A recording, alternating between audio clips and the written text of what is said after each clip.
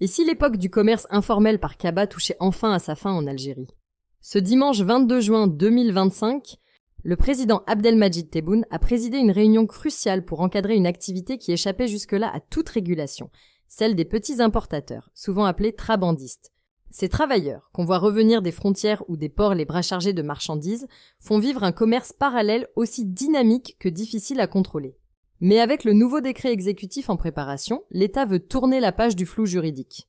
L'objectif, intégrer ces petits importateurs dans l'économie formelle et leur offrir un vrai cadre légal.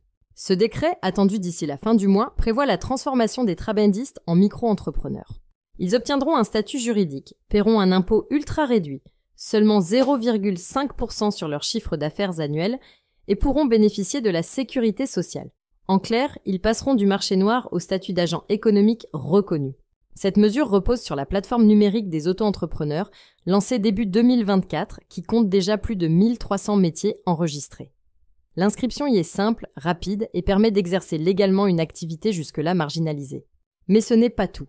Le président a aussi demandé la création d'une commission interministérielle dirigée par le Premier ministre pour fixer la liste des produits qu'il sera possible d'importer et les quantités autorisées.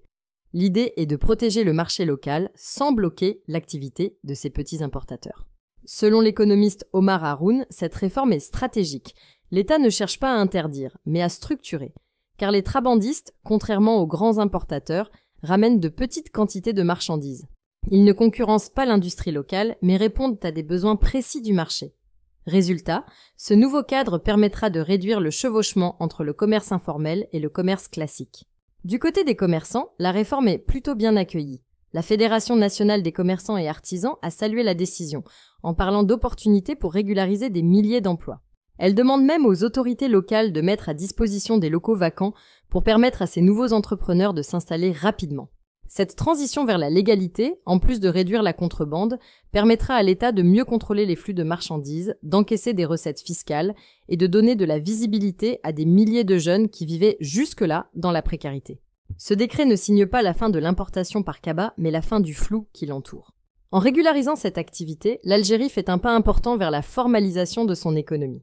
Pour les trabandistes, c'est peut-être le début d'un nouveau chapitre, plus stable, plus légal et surtout plus respecté. Si la vidéo d'aujourd'hui vous a plu, n'oubliez pas de vous abonner pour ne pas manquer nos prochaines vidéos.